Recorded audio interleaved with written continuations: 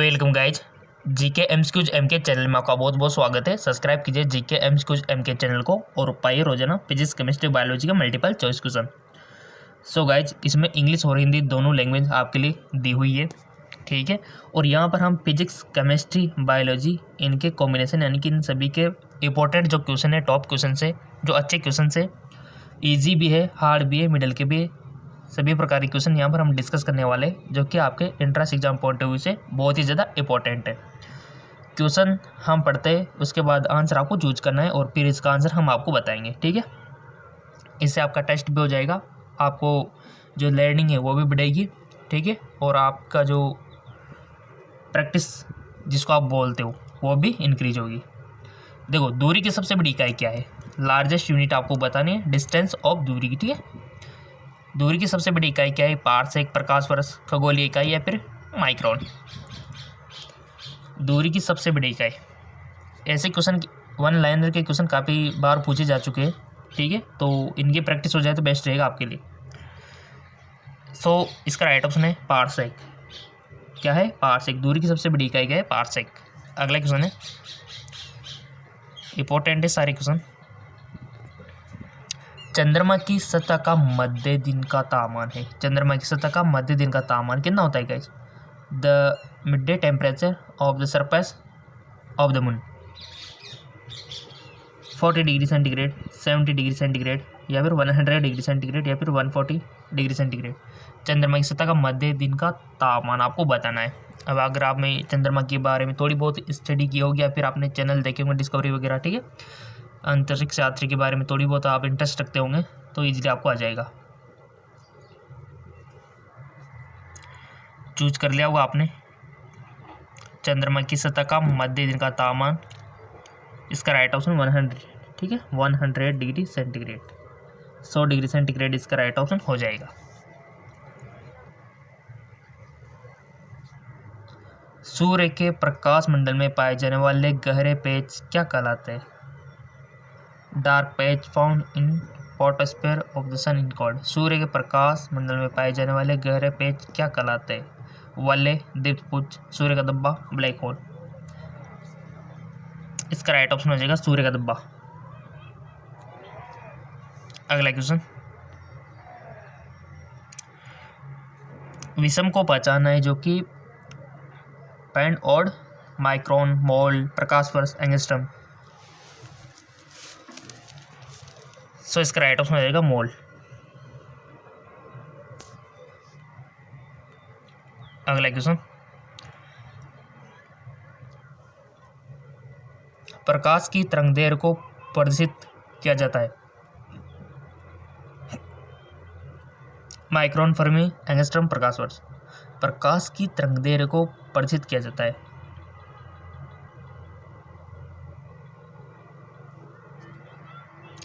सो इसका right option हो जाएगा आपका एंगस्ट्रम, ठीक है। क्या हो जाएगा? एंगस्ट्रम। प्रकाश की तरंगदैर्घ्य को प्रदर्शित किया जाता है एंगस्ट्रम, इसका राइट ऑप्शन हो जाएगा। अगला question, the SI unit of temperature यानी कि ताप की एसआई इकाई है? Second, kelvin, Celsius, Fahrenheit. ताप की एसआई इकाई। सो इसका राइट ऑप्शन हो जाएगा आपका केल्विन, ठीक है। केल्विन इसका राइट ऑप्शन हो जाएगा।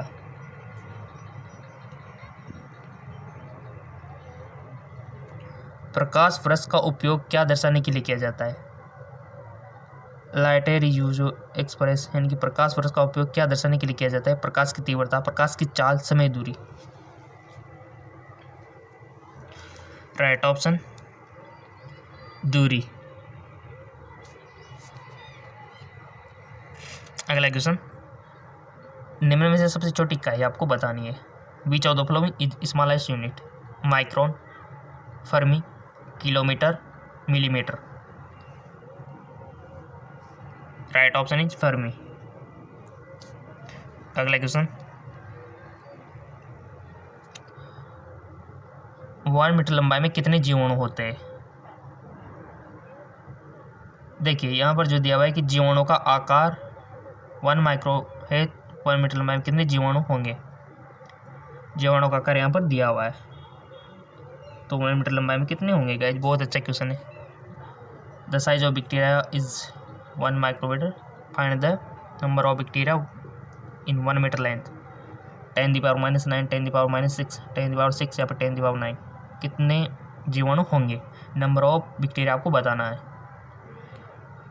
लगाइए अपनी गणित जो भी आपने सीखी है, और रफ पेज का आप यूज कर सकते हो। सो इसका राइट ऑप्शन 10⁻⁶। नेक्स्ट, निम्न में कौन सा यौगिक ओलियम से मिलता है? ओलियम जानते हो ना गाइज, केमिस्ट्री पढ़ी होगी आपने तो इजीली आ जाएगा। Which compound among the following is contain is oleum? इसका आंसर के लिए पहले तो आपको ओलियम को जानना है। देखो, या कोई अगर कंपाउंड दिया हुआ है कुछ विशेष नाम उनका होता है, वो आपको याद रखना चाहिए, ठीक है। तो ओलियम से मिलता है। बताओ, अब जो इंटेलिजेंट होंगे वो इसका आंसर दे देंगे। सो इसका राइट ऑप्शन हो जाएगा आपका H2SO4, ठीक है, H2SO4 ये ओलियम से मिलता है। अगला क्वेश्चन, स्थिर दाब पर गैस के निश्चित द्रव्यमान के लिए गैस का आयतन ताप बढ़ाने पर बढ़ता है और ठंडा करने पर घटता है। यह कथन किससे संबंधित है? बॉयल का नियम, अवगाद्रो नियम, गिलुसे का नियम, चार्ल्स का नियम। स्थिर दाब पर गैस के निश्चित द्रव्यमान के लिए गैस का आयतन ताप बढ़ाने पर बढ़ता है और ठंडा करने पर घटता है। यह कथन किससे संबंधित? बहुत अच्छा क्वेश्चन, रूल याद होंगे आपको, बॉयल के, अवगाद्रो के, गिलुसे के, चार्ल्स के, सब आपको आ जाएंगे। कहीं से भी क्वेश्चन पूछ लो, बट देखो नियम, इसके जो रूल्स है, इनके जो प्रिंसिपल है, इनकी जो थ्योरीज है, वो अगर आपको याद होगी ना तो आप कोई भी क्वेश्चन आ जाओ इजीली उसको कर पाओगे। सो इसका राइट ऑप्शन आपका हो जाएगा चार्ल्स का नियम, चार्ल्स का नियम। और बॉयल का नियम, अवगाद्रो नियम, इनको याद रखना गाइज, इनकी थ्योरी को। अगला क्वेश्चन है, निम्नलिखित में उभयधर्मी ऑक्साइड बताइए। आपके सामने ऑप्शन है sulphur dioxide, nitrogen dioxide, aluminium oxide, calcium oxide. निम्नलिखित में उभयधर्मी ऑक्साइड बताइए। और गाइज आपको पता होना चाहिए कि धातु के ऑक्साइड क्या होते हैं, अधातु के ऑक्साइड क्या होते हैं, उपधातु के ऑक्साइड क्या होते हैं, ये चीज़ आपको पता होनी चाहिए। अम्लीय होते हैं कि सारे होते हैं कि, ठीक है। सो निम्नलिखित में से आपको उभयधर्मी ऑक्साइड बताना है, और बहुत सारे तो ऑप्शन चूज भी कर लिया होगा क्योंकि आपको एग्जाम में इतना टाइम मिलने वाला नहीं है। सो आपकी हैबिट होनी चाहिए कि आप जैसे क्वेश्चन पढ़ो उसके बाद इमीडिएटली यहाँ पर जो ऑप्शन दिए हुए हैं उनमें से क्विकली आप वन ऑप्शन चूज कर लो। सो इसका राइट ऑप्शन हो जाएगा आपका एल्यूमिनियम ऑक्साइड एक उभयधर्मी ऑक्साइड है। एल्यूमिनियम ऑक्साइड एक उभयधर्मी ऑक्साइड है। चलो आगे, अगला क्वेश्चन, प्रोपेन के एक अणु में सहसंयोजक आबंध की संख्या है। The total number of covalent bond in A molecule of propane. Propane के एक अणु में सहसंयोजक आबंध की संख्या है 8, 10, 12, 9। सो इसका राइट ऑप्शन चूज कर लिया होगा आपने, चूज कर लिया करो गाइस, बिना कहे आप वन ऑप्शन तो आपको करना ही चूज। जैसे हम इसको रीड करते, रीड होने के बाद, कंप्लीट होने के बाद आप इनको जैसे हम ऑप्शन बोलते तो आप चूज कर लिया करो जो भी आपकी नॉलेज के अकॉर्डिंग, ठीक है। सो इसका राइट ऑप्शन हो जाएगा 10। नेक्स्ट, एलपीजी खाना पकाने वाली गैस के मुख्य अवयव। ये जो क्वेश्चन है ये गाइज हमारे टाइम पे आया था, ठीक है, जब हमने एंट्रेंस एग्जाम दिया था उस टाइम पे आया था ये। एलपीजी खाना पकाने वाली गैस के मुख्य अवयव है मीथेन एवं एथेन, एथेन एवं प्रोपेन, प्रोपेन एवं ब्यूटेन, ब्यूटेन एवं पेंटेन।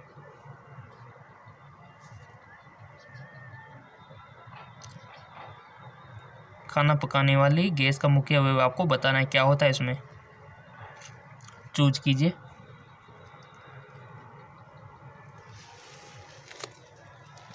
सो इसका राइट ऑप्शन हो जाएगा आपका प्रोपेन एवं ब्यूटेन, प्रोपेन एवं ब्यूटेन इसका राइट ऑप्शन हो जाएगा। और गाइस इसमें गंध किसके कारण आती है? आपने जो अपने रसोई में आपने देखा होगा, किचन में जो आपके सिलेंडर होता है रसोई गैस, ठीक है, उसमें से गंध आती है तो किसके कारण आती है? मेथाइल मेरकैप्टोन, मेथाइल मेरकैप्टोन, याद रखना इसको, ठीक है। नेक्स्ट क्वेश्चन, क्योंकि इसमें मिला दिया जाता है ताकि आपको पता लग जाए कि कैसे लिंकेज हो रही, नहीं तो आपको कैसे पता चलेगा, तो उसमें मेथाइल मेरकैप्टोन मिला दिया जाता है। कपड़ों को सुखाने के लिए रस्सी पर क्यों फैलाया जाता है? देखो साइंस है, अब आप कहोगे कि सुखाया जाता है, बट ऐसा थोड़ी है कि इसमें साइंस है कि क्यों सुखाया जाता है। जिससे इसमें सिलवट ना पड़े, उन्हें पूर्ण आकार में लाने के लिए प्रेस करना आसान होता है, उनमें पानी के वाष्पीकरण के दर को बढ़ाने के लिए, या फिर कपड़ों के रंग को सुनिश्चित करने के लिए। बताओ, साइंस छिपी हुई है। अब आप किसी आम आदमी से ऐसे पूछोगे कि कपड़ों को रस्सी पर क्यों सुखाया जाता है, तो वो तो बेवकूफ़ समझेगा, बट ऐसा नहीं है, इसमें साइंस छिपा हुआ है। वो तो यही कहेगा सुखाया जाता है तो सुखाया जाता है, बट ये बात नहीं क्यों सुखाया जाता है, यहाँ पर क्या साइंस लगा हुआ है। जैसे अपन कहते हैं ना कि नीचे क्यों गिरती है वस्तु, आम आदमी के लिए तो गिरती है, बट आपके लिए साइंस के स्टूडेंट हो, आपको थोड़ा सा दिमाग लगाना पड़ता है यहाँ पर, ठीक है।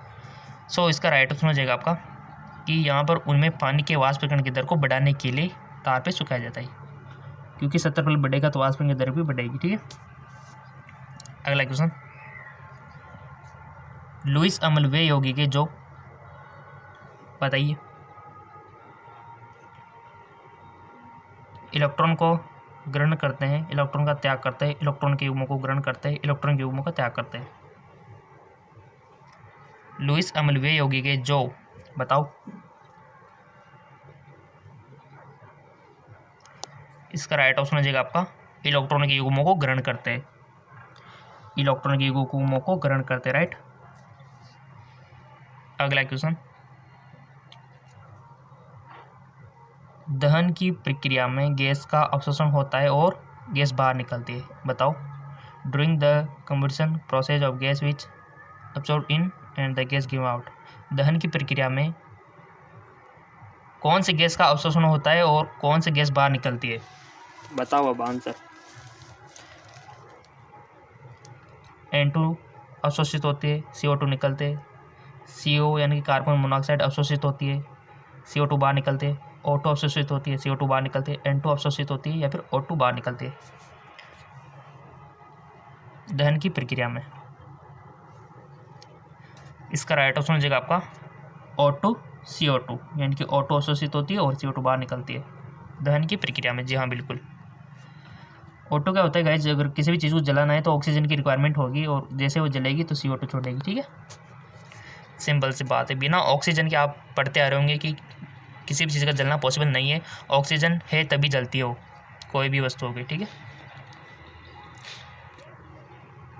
अगला क्वेश्चन, बेकिंग सोडा में टार्टरिक अम्ल का क्या कार्य है? What is the function of tartaric acid baking powder? Baking के समय सोडियम कार्बोनेट को उदासीन करने के लिए, मधुरक की तरह, बुनी वस्तु को हल्का तथा परिफलन करने के लिए, परीक्षण की तरह। टाइम दिया जा रहा है आपको ऑप्शन चूज करने का, कोई दिक्कत नहीं।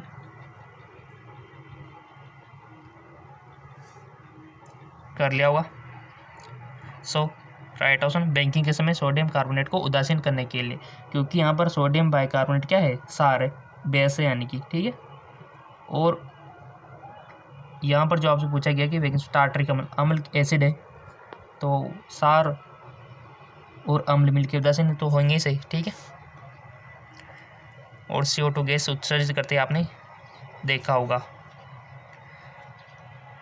निम्नलिखित भोज्य पदार्थों में से प्रोटीन स्रोत को पहचाना है, मक्का, पालक, मसूर की दाल, घी। अगर आपने प्रोटीन, कार्बोहाइड्रेट, वसा के सोर्स पढ़े होंगे तो इजीली आपको आ जाएंगे, और क्वेश्चन बनता है यहाँ से प्रोटीन के सोर्स कौन से, कार्बोहाइड्रेट के सोर्स कौन से, वसा के स्रोत कौन से, ठीक है, विटामिन वगैरह।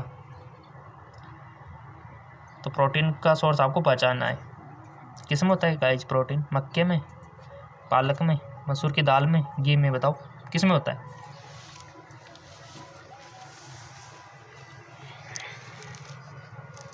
चूज कर लिया होगा। इसका राइट ऑप्शन है मसूर की दाल में। सिंपल सी बात है, दिमाग लगाने वाली बात है कि दालों में ही तो प्रोटीन होती है, ठीक है ना। और जो घी, तेल, चिकनी चीज़ें होती है, इसमें क्या होता है गाइस, इनमें होता है फैट यानी कि वसा, ठीक है। और पालक में आयरन, इस प्रकार विटामिन आप याद रख सकते हो। प्रोटीन, कार्बोहाइड्रेट, कार्बोहाइड्रेट में क्या आता है, मीठी चीज़ें, जैसे शुगर हो गया, गुड़ हो गया, ठीक है, जितनी मीठी चीज़ें ना वो आ जाएगी। तो यहाँ पर राइट ऑप्शन है दाल। और अगर आपसे पूछ लिया जाए कि सबसे ज़्यादा प्रोटीन किस में पाया जाता है, सो वो भी दालों में से ही है, और वह है आपका सोयाबीन, ठीक है, सोयाबीन में सबसे ज़्यादा प्रोटीन। चलो आगे।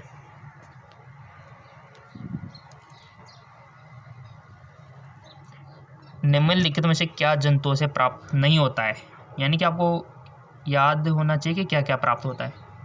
Which of this not obtain from animal. मांस, दूध, अंडे, दालें, बताइए। ओह सिंपल सा क्वेश्चन है।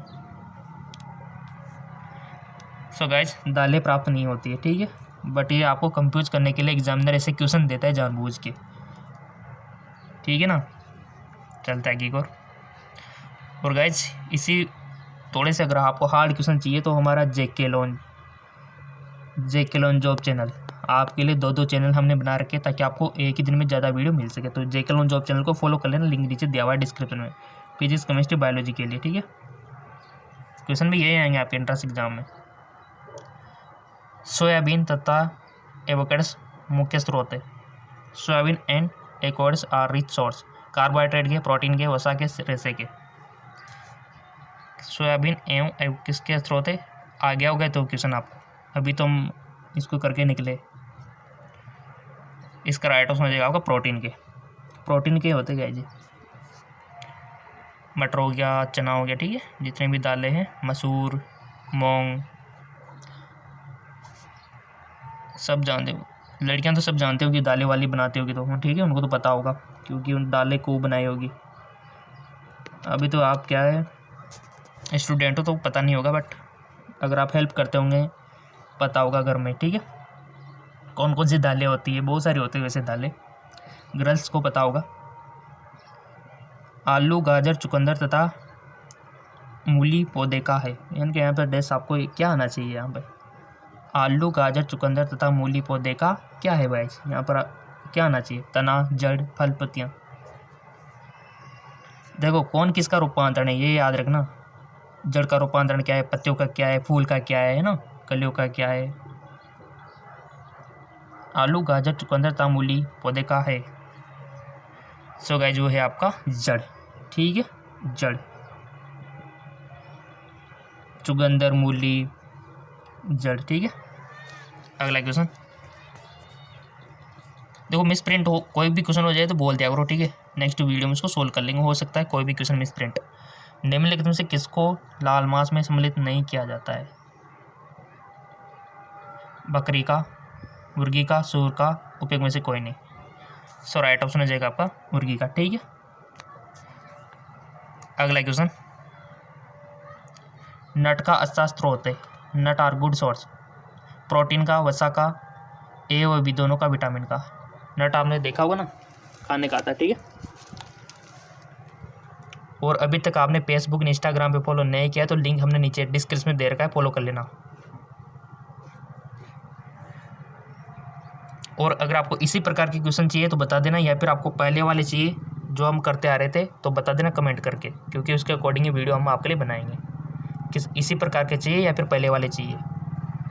सो इसका राइट ऑप्शन हो जाएगा गाइस आपका ए और बी दोनों, यानी कि प्रोटीन का और वसा का दोनों का नट अच्छा स्रोत है, तो बेस्ट होता है बी। और कमेंट करके आप बताइए कि आपको इसी प्रकार की वीडियो चाहिए या फिर पहले वाले वीडियो चाहिए।